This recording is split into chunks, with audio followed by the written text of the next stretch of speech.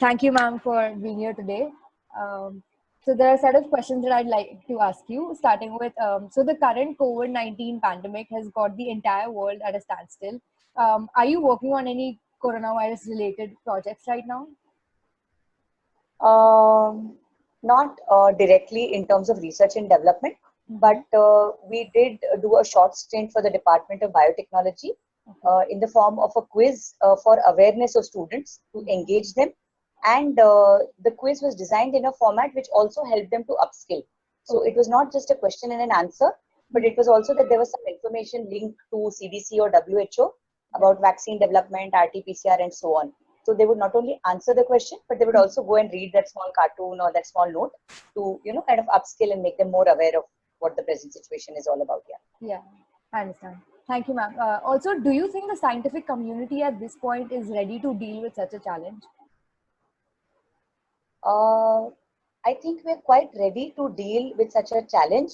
It's just that there seems to be a gap between what citizens are receiving as information and what the scientific community is actually constructively engaged in research. So I think somewhere as a stakeholder, as a citizen, and also as a scientist, I feel that the government needs to have a front face which is comprising of a team of scientists, okay, just a representative who will make the citizens aware in a simple language of what is going on, what they need to do, instead of all the myths that are floating around, And plus, you need to understand, not everybody is accustomed to being able to distinguishing between a myth and a reality, an evidence-based thing. So in some form, advertisements or documentaries, very hard-hitting ones, as to what state we are presently in and what will help us, like the WWW model, that what works well. Yeah. So what should be, because a lot of people said first it's not going to stay so long. Now it looks like it's going to be a way of life. So we need certain standard norms coming from the state, which will define very clearly that, okay, only 50% of the bus capacity will be filled. Those kind of stringent norms and documentaries so that everybody has access to it on TV and on different media, rather than just talking about the disease, what things can be done well to avoid it and what things to be done if we have to live with it. See, somewhere we will have to open the lockdown and go ahead, isn't it? Yeah. Yes, ma'am. Ma'am, but like dealing with the lockdown is the government's job, but looking for a cure and a vaccine is the scientific community's job. So, do you think for that the scientific community is ready at this point? Oh, I think I have always been a very, what do you say, positive thinker on that. And not just thinking is going to help philosophically, but a lot of action is happening. We are having our own, I think, 3 or 4 setups. I'm not going to name them because I don't want to really have those effects. Who are into, testing the vaccine. Somebody whom I know, whom I'm very close to, is part of the Oxford group, and it's been 30 days he has taken the vaccine shot. So it would be wrong to say, and I think as like I said, as students in science, we know that vaccine development is a process. Definitely. So if there was no reaction for 30 days, you can't say that there will be no late reaction on the 45th day. Yes. So it is a process which is going to take 4 weeks, 8 weeks to 12 weeks, okay? And then you're going to, again do a dosage study on how much of the vaccine is to be given, to whom, what about immunization for children. So you know that this study cannot be speeded up. You cannot say that, okay, let's do it in 2 days and get it done. So I think a lot of work is going on, niche work is going on. And it's not that we were taken unawares, because we did know that, Nipah virus and things like that have moved from zoonotic, from bats to humans. So some kind of priming was there. We were, I won't say ill prepared, but we were slightly prepared. But the way it has come, not being able to, we didn't have any SOPs. And that's what has left us unprepared, I think. Yeah. That's true. So, ma'am, before the lockdown began, what kind of projects were you working on? Before the lockdown began, I've actually just been initiated into my present stint as a expert and person engaged in science communication and public engagement on the Manav platform. But just before, that's been about 3 months. That's just started in January. But before that, I was on the Indo-US Foldscope grant, where we were tying up or twinning the project with the Northeast region. So I did a DNA barcode. That means you make a fingerprint of plants which are used in medicine. Now, this is very valuable information, I think, even for children and for all of you who are listening, that in all your textbooks, you study that the Northeast region of India is the 8th biodiversity hotspot in the world. Yeah. But when you go there, each time you go into a forest, you come up with 2 new plants or 2 new organisms, which are just not listed. So there is an amazing reservoir there. And my project is just a small, very, very small, I won't even say 0.001%, but somewhere it at least makes you aware. And I want to reach this out to you also, that this is a place which has not been touched. This is a place which is like an amazing, niche on its own. And a lot of things are there which can be used for the betterment of humankind. So that was one, small stint that I had. It was an eye opener for me because of the twinning, where I went there in the jungles, and it's amazing. Every time you go, you find 2 new organisms, 2 new plants, and I'm sure what kind of excitement it must be there for students, for horticulturists, for taxonomists. What kind of opportunities it's going to open up in terms of skill development. What kind of opportunities it's going to open up for employment. So something that just you touch one thing and it's raising so many possibilities. So I thought I should share that with you. Yeah. Yes, definitely, ma'am. Also, I went through your resume. Can you tell us something about the Manav Human Atlas project, and are there any opportunities for students like us to work in it? Oh, okay. This is one of the citizen science partnerships, which is a project by Department of Biotechnology, Government of India, and it is co-funded by Persistent Systems. It is being jointly executed by National Center for Cell Science (NCCS), Indian Institute of Science Education Research (ICER) Pune, and Persistence that will provide the backend. The question that you asked, what is the role? Let me tell you, the role is going to be played by the students. So, what is this platform about? So we're going to be allowing students to annotate papers. Okay. Now, how are you going to annotate the papers? In your space, at your pace. What does that mean? So on my mobile phone, instead of looking at Facebook pages, looking at what people are posting, I will be reading real-time research papers. I will be underlining or highlighting what is important in them. Okay. So supposing I saw a sentence, cetrimide is used for seborrheic dermatitis. Okay. So I will underline the word drug, cetrimide, and I will underline what it is used for. And why I'm calling it annotation is because you would have seen in your university education, when you underline something in the margin, you write biotechnology application, immunodiagnostic, methodology, protocol. So when you're annotating, yes, you will be annotating as students research papers, and you will be submitting it to the platform. Now, what happens next? So supposing there is a next line of students who is looking for some information on cetrimide, and you have annotated 8 papers. So instead of reading those 8 papers, he will look at your annotations. And I think this is an amazing thing to do, because students are annotating it, submitting it to the platform, and the platform is going to be freely available to all students. So it's going to be an amazing thing.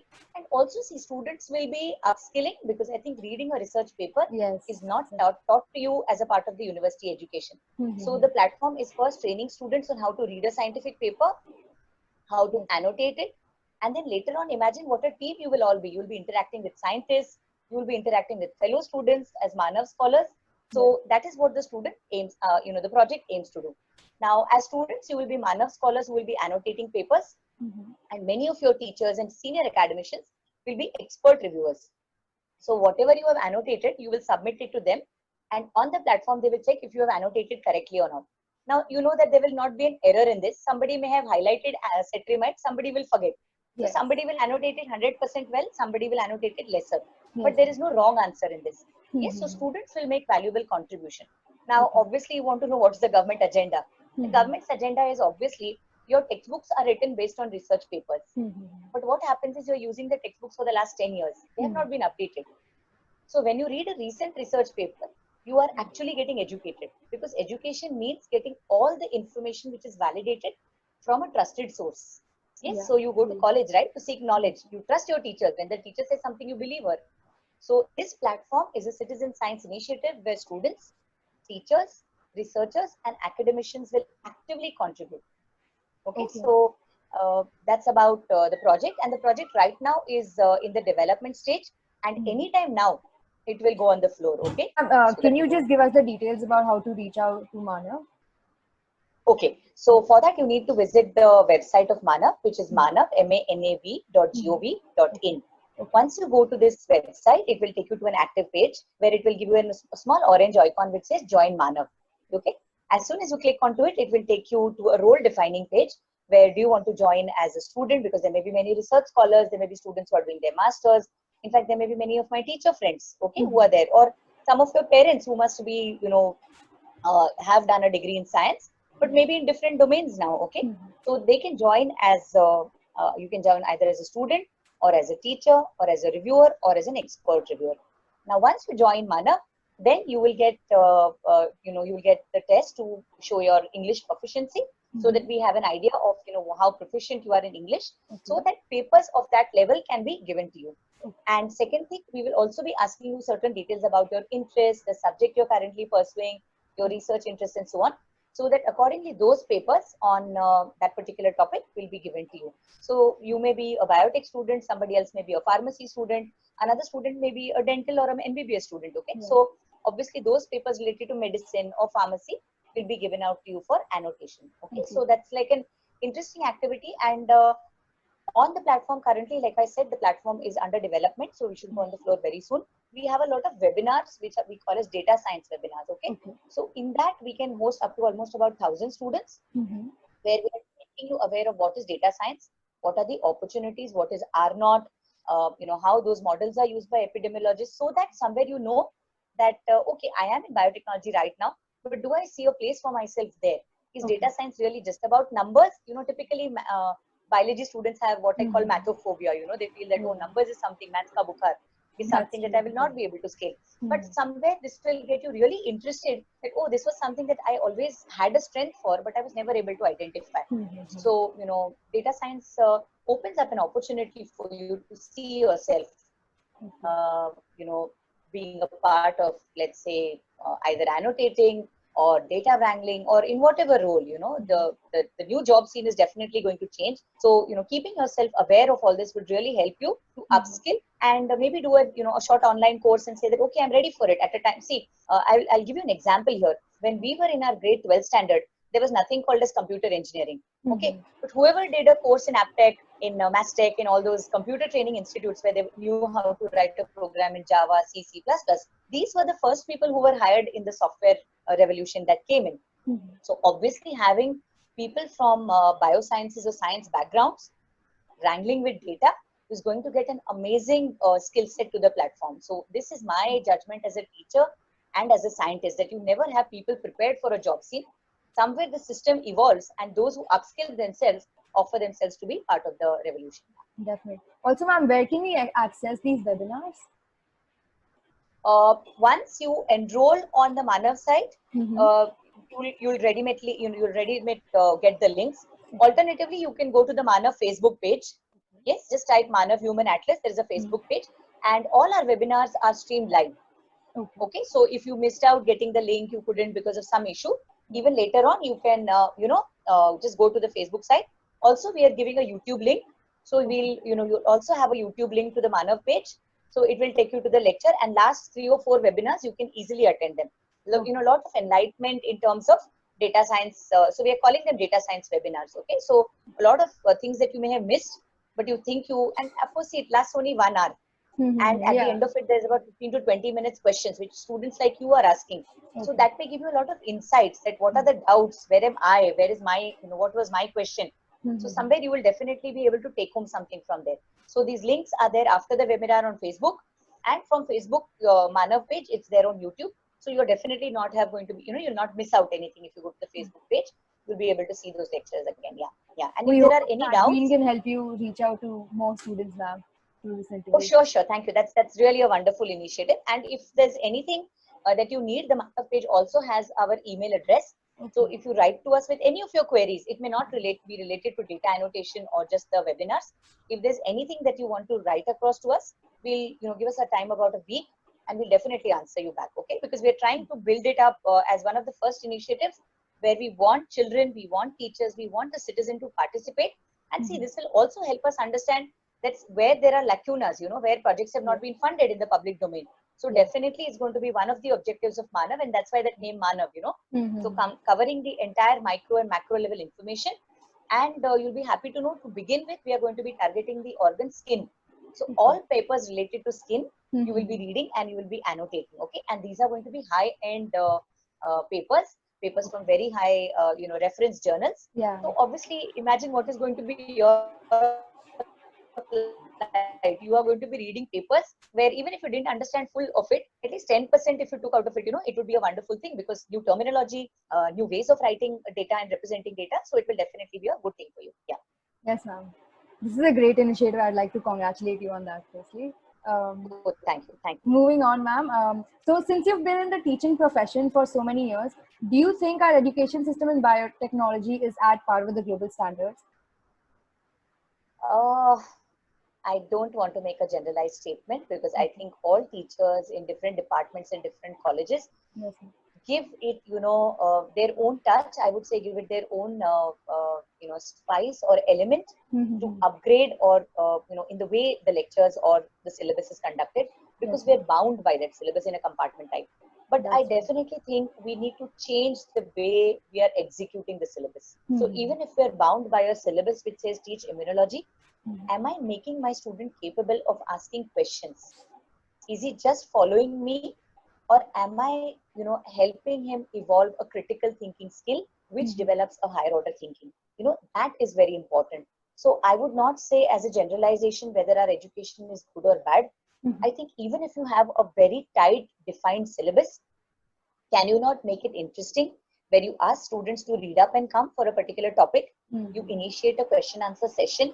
You say, okay, we're talking about this particular models. So we're using Saccharomyces cerevisiae. Can you tell me about other models?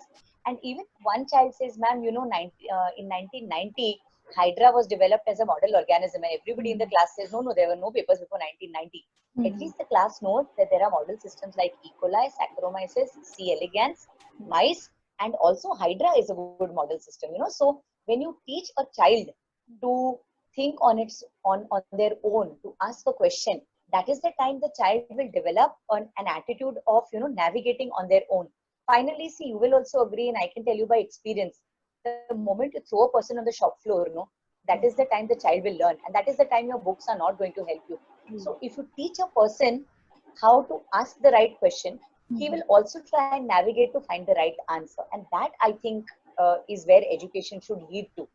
And so that's why I didn't want to generalize it, but I'm sure some teacher, some speaker, some sessions in your academic progression have definitely got you to think in that. May not have motivated you, may not have put you in that direction, but at least to initiate a thought process. Yeah. Next question, ma'am. So your research spans various domains of biotechnology. There's metagenomics, bioremediation, epidemiology. So do you believe that success in a field like biotech can be achieved by a broader approach rather than an in-depth approach? I always feel while when we teach biology, the first line that we write, right? We say, DNA to RNA, RNA to protein, and then you put those arrows, and then you say this is the central dogma. And believe me, I think every teacher after saying the central dogma, she says one gene, one enzyme hypothesis. Okay, and that is where we start narrowing our students' outlook. I think this needs a change. This definitely needs a change. You have to study, be aware of a lot of topics. Yes, and this will help you decide where I see myself in the next 5 years. So I used to tell my students at KC College that, when you enter college, a lot of few people, you have to understand your morale is very low because we come from a system where it is either medicine or pharmacology or physiotherapy, and BSc BTech, oh, okay, that way it kind of gets prioritized. That's the society we come from. So to get children to enthuse themselves and say that, no, this is where I am, and this is where I'm going to make a place for myself. Okay. So I was to ask them to write, where do you see yourself after 5 years? And believe me, that does wonders because you are your own motivator and you move in that direction. Okay. So while you are going through your path, you have to understand it's like a train travel, when you travel by train, you're sitting on the window. So, in the beginning, you really like the scenario. After some time, you want to go to the other side and see कि उसकी window से क्या दिख रहा है. You want to go to the door and see, does the picture get better? Now, can you see the analogy? Why do you want to go to the door? You go to the door and you can see the full picture while the window was showing you a small picture. So that is my answer to your question, that I think it should have a very broad base. So children are primed to understand terminology, concepts, and then later let them fine tune, let them fine tune for a master's program in core genetics, in cytogenetics, in molecular biology, in plant genomics, and it's not difficult at all. This is somewhere where we go wrong and we say, once you are a BSc, once you are a BTech biotech, you will not be able to understand mathematics. No, 1, 2 months, 3 months priming, 3 credits, and you will be able to do. Human beings are very good learners. Believe me. See, did we ever think we will adapt to a place where we would not be able to move out for 40, 45 days? So Yeah, that that should, is I super. think, be an insight for us that we are very good learners, amazing learners right from the time we are born, where we can see that the fan is moving. We like some auntie who's wearing a red dress and some auntie who's wearing a blue dress. We're able to distinguish. Yes. So somewhere we are amazing learners, and our system, tires us out of this potential that we are learners. It makes us followers, and that's exactly where we go wrong. So somewhere, you need wo aise bolte hain na, जोर का झटका. You need to be kind of really told ki bhai, what are you doing with yourself? Okay. And believe me, even from that point, if you were in the wrong place, you've done a full degree also, even from that place, if you made a start again, you'll do a good job. So don't worry, it's important to have a broader perspective. And then once you have, your mind is conditioned, then say, okay, I have done BTech in biotechnology, but sorry, I am going to go into this particular domain, and it may not have anything to do with your subject, but your awareness of the processes will help you, even if it's management or finance. They will definitely help you. Okay. Just last question, ma'am. So our magazine is in a way aim for students who are looking for opportunities in biotech. Apart from the Manav Human Atlas project, which is a great initiative, and I'm sure a lot of our viewers would actually approach that. Are there any other opportunities for students right now to explore? Yeah, that's a difficult question to ask, because Manav specifically was catering to students working, in Yes, their yes. own spaces. But I think you can go to a site which is called as the India Biosciences. Yes, which also comes out with a very beautiful publication, Biotechnica. And there you have amazing, I can tell you, I won't say opportunities in terms of whether it's research or a work assignment or an observership, but it will definitely open avenues for you. Okay. Yes, which may be in terms of enrolling for a course, which may be in terms of engaging on some platform or some activity, which may be probably even engaging on how to write a research paper, how to read, how to critically evaluate content, how to even look at pedagogy, different teaching styles. So there are definitely, if you go to the India Biosciences website, there are a lot of opportunities for students. And since you've connected with me, whatever I get, from my research desk from DBT, I would just be too happy to share it with you, because a lot of opportunities you can probably even see engaging talks with the principal scientific advisor to the Prime Minister. Maybe you give a suggestion which actually goes into your education policy. A talk with the DBT head saying that we need projects more on this kind of a thing, or a change in complete pedagogy. Yes, so you never know. So right now I can only tell you that yes, India Biosciences is one place where you can get a lot of information, and whatever information is there from my desk, I will only be too happy to share it with you. Thank you so much, ma'am. This has been a great opportunity for us to be able to conduct an interview with you. Thank you for your time. Anything you would like to add that you might be missing?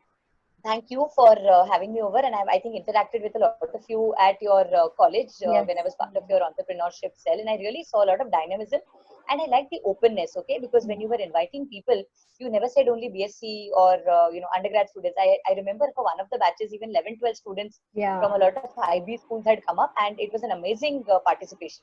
So I think this broad-minded view of looking at things very holistically, very, very holistically. Okay, not one gene, one enzyme. But what is the environment doing to that? What is the environment doing to that product? Yes. So that will make you a better person. Okay. And the second thing, in this time when we're all stuck at a place, we have a lot of webinars, we are having a lot of sharing. Don't think that you have to gather everything from whatever you're hearing. Yes. Even if you're able to take 10%, it's okay. For that day you have, let's say, assimilated information. Don't leave it at that. Put it up in your students group and say, hey, there, I learned a new word, data wrangling. Hey there, this is a new word. Have you heard of it? Yes. Try and discuss. Don't take it as a means of show off. I know you're all children. So many times, Arey, ye hamesha aise hi dalta hai, aise. Don't take it that way.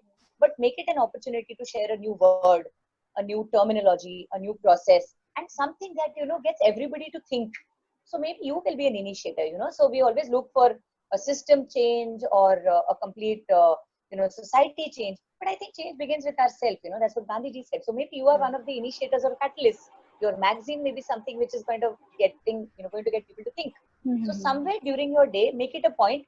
Let's add an element or a dash of spice to everybody. Hey guys, do you know of this word?